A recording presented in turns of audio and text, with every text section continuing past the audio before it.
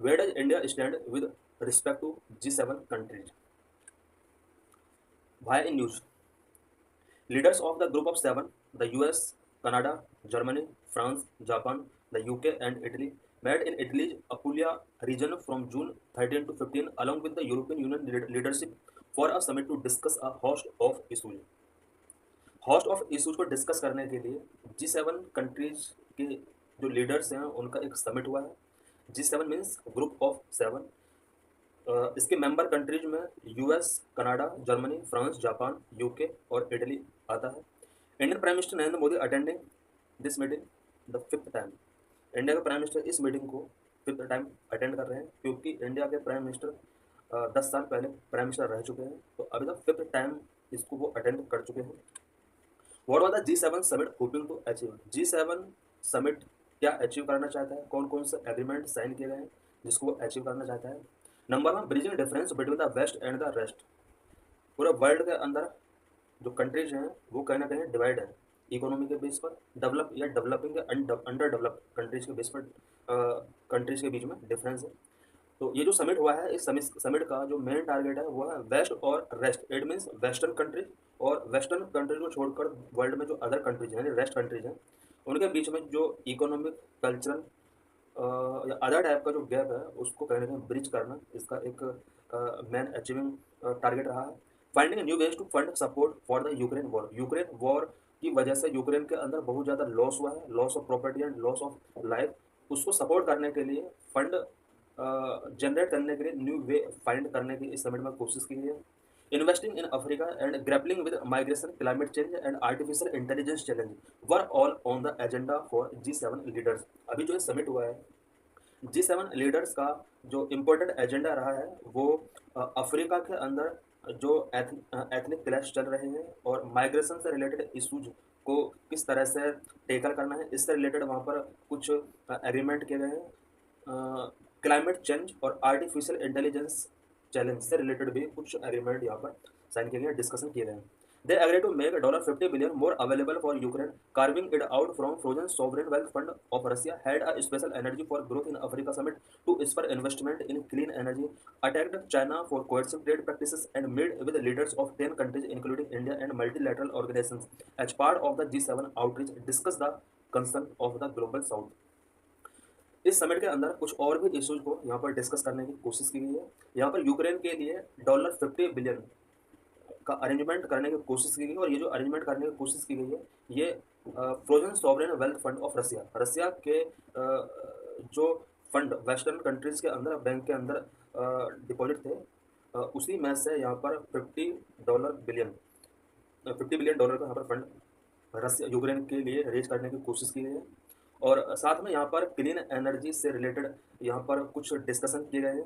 China का जो coercive trade practices हैं इसको भी यहाँ पर डिस्कस किया गया है। और अदर 10 कंट्रीज जिसको G7 आउटरीच कंट्रीज के नाम से जाना जाता है, क्योंकि इंडिया G7 का पार्ट नहीं है, बट G7 आउटरीच जो ये एडिशनल कंट्रीज होते हैं जो वहाँ पर जाकर एग्रीमेंट साइन करते हैं या डिस्कशन में पार्ट लेते हैं, उन्हें हम G7 आउटरीच कंट्रीज कहते हैं। G7 आउटरीच के अंदर यहाँ पर ग्लोबल साउथ के जो भी कंसर्न है उसको डिस्कस किया गया है। तो prime minister, Indian prime minister जो वहाँ पर पहुँचे हैं वो G7 आउटरीच के अंदर जो भी इंपॉर्टेंट डिस्कशन किए जाने थे उसके लिए वहाँ पर वो गए थे।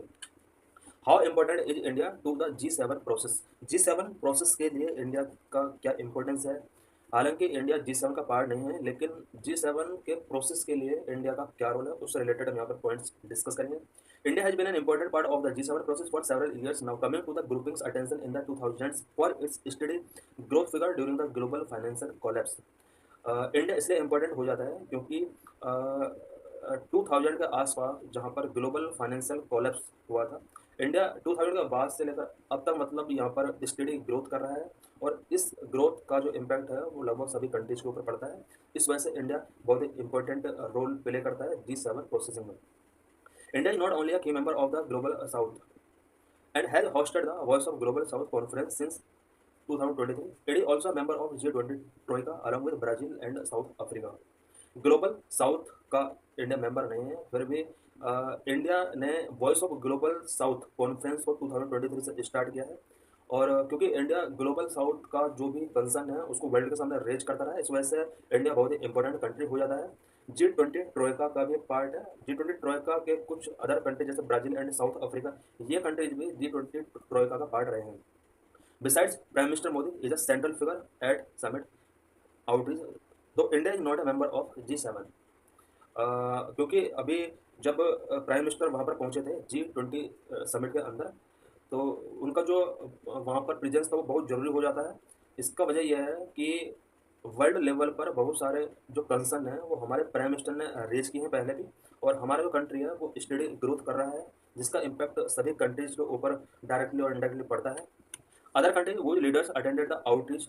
आउटरीच के अंदर लगभग 10 कंट्रीज का मेंबरशिप वहाँ पर होता है। तो और भी कंट्रीज यहाँ पर पहुँचे हैं, जिसमें अल्जीरिया है, अर्जेंटीना है, Brazil, Jordan, Kenya, Mauritania, Tunisia, Turkey and UAE. इसके साथ साथ कुछ और भी ग्रुप ने वहाँ पर पार्ट लिया है, जिसमें अफ्रीकन डेवलपमेंट बैंक है। इनके हेड, मतलब जितने ये अभी मैं ग्रुप डिस्कस करने जा रहा हूँ, इनके जो भी हेड थे उन्होंने G7 मीटिंग में पार्ट लिया है। अफ्रीकन डेवलपमेंट बैंक का हेड, इंटरनेशनल मॉनेटरी फंड का head, the Organisation of Economic Cooperation and Development का हेड, यूनाइटेड नेशंस के जो भी हेड उन्होंने वहाँ पर पार्टिसिपेट किया, एंड वर्ल्ड बैंक के हेड ने भी वहाँ पर पार्टिसिपेट किया, और कंसर्न जो भी हैं इकोनॉमिक्स या फिर डेवलपमेंट से रिलेटेड वहाँ पर सभी डिस्कस किए गए हैं। Is it N important platform for India? क्या G7 इंडिया के लिए एक इम्पोर्टेंट प्लेटफॉर्म है? अगर है तो वो क्यों है?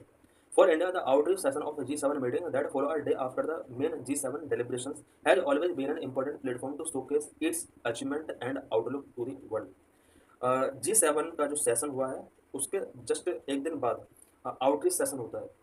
उस आउटरीच सेशन में प्राइम मिनिस्टर को वहाँ पर पार्ट करने का मौका मिला, और ये इसलिए इम्पोर्टेंट हो जाता है इंडिया के लिए क्योंकि हम अपने कंट्री के जो भी अचीवमेंट है उसको वहाँ पर शोकास कर सकते हैं, एंड पूरे वर्ल्ड को हम अपना आउटलुक वहाँ पर रिप्रेजेंट कर सकते हैं। यानी इंडिया का आउटलुक क्या है, इंडिया के अचीवमेंट क्या है, पूरे वर्ल्ड के सामने हम G7 ग्रुप जैसे ऑर्गेनाइजेशन के सामने हम वहाँ पर रख सकते हैं। It was important to pay heed the global south concern as it bears the brunt of global uncertainties and tensions, a reference to how the developing world look at unilateral sections as well as food, fertilizer and energy security। क्योंकि global south के भी बहुत सारे concern हैं, specially रसिया का Ukraine पर जब से वॉर हुआ है, या फ़लस्तीन के अंदर जो भी टेंशन्स चल रहा है, इसका जो नेगेटिव इम्पैक्ट है, या पॉल्यूशन से रिलेटेड जो भी इफेक्ट है, सबसे ज़्यादा ग्लोबल साउथ को फेस करना पड़ रहा है। और क्योंकि डेवलपिंग वर्ल्ड ने जिस तरह से करंट में कुछ कंट्रीज पर सेंक्शंस लगाए हैं, उसका जो नेगेटिव इम्पैक्ट है, स्पेशली फूड सेक्टर में फर्टिलाइजर और एनर्जी सिक्योरिटी से रिलेटेड जो भी नेगेटिव इम्पैक्ट है, वो इम्पैक्ट सबसे ज़्यादा साउथ ग्लोबल कंट्रीज के ऊपर पड़ने वाला है या पड़ रहे हैं। और इससे साउथ ग्लोबल के लिए एक बहुत बड़ा कंसर्न पैदा होता है, जिसको हमने वहाँ पर, यानी इंडियन प्राइम मिनिस्टर ने वहाँ पर उसको रेज किया है। What is the future of G7? G7 का फ्यूचर क्या हो सकता है? क्या G7 अपने जो टारगेट हैं उन्हें अचीव कर पाया है, या अभी भी इस ऑर्गेनाइजेशन के अंदर कुछ क्लैशेस हैं? The G7 is increasingly under attack for being an elitist, non-inclusive group that does not include three of the world's top 10 economies, China, India, and Brazil, and representation from the rest of the world like the G20 does, for example। एक सबसे पहला जो question G7 को लेकर raise किया जाता है वो ये है कि ये एक एलिटिस्ट का ग्रुप है और नॉन इंक्लूसिव ग्रुप है। वर्ल्ड के टॉप 10 इकोनॉमीज के अंदर 3 कंट्रीज हैं वो इनका मेंबर नहीं है, जिनमें चाइना, इंडिया एंड ब्राज़ील आता है। इन कंट्रीज का रिप्रेजेंटेशन वहाँ पर होना चाहिए, ऐसा इन कंट्रीज की डिमांड है। और पूरे वर्ल्ड के अदर कंट्रीज का रिप्रेजेंटेशन भी G7 के अंदर नहीं हो पाया है, जबकि G20 जैसे ग्रुप ने, ऐसा नहीं कि सिर्फ 20 ही कंट्रीज हैं, अदर कंट्रीज को भी उसने अपने ग्रुप में ऐड किया है, और ये G7 नहीं कर पाया है। In addition G7 which has not increased its membership, in fact it decreased it by dropping Russia in 2014, it increasingly being challenged by a grouping like BRICS that has now doubled its size from the original Brazil, Russia, India, China, South Africa grouping to include other countries and energy majors like UAE, Saudi Arabia, Iran as well as Egypt and Ethiopia। G7 countries ने अपना membership increase नहीं किया है, इसके place पर उसने एक country को अपने ग्रुपिंग से ड्रॉपिंग आउट किया है। रसिया को 2014 में G7 ऑर्गेनाइजेशन से निकाल दिया गया था।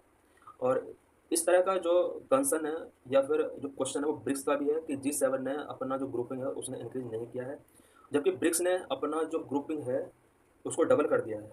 ब्रिक्स के अंदर जहाँ स्टार्टिंग में ब्राज़ील, रसिया, इंडिया, चाइना, साउथ अफ्रीका आते थे, उसकी जगह पर इसने वर्ल्ड के कुछ अदर कंट्रीज़ को और स्पेशली जो एनर्जी प्रोड्यूसिंग कंट्रीज़ हैं, जिसमें UAE, Saudi Arabia, Iran as well as Egypt and Ethiopia, इन कंट्रीज़ को ब्रिक्स ने अपने ग्रुप में ऐड किया है।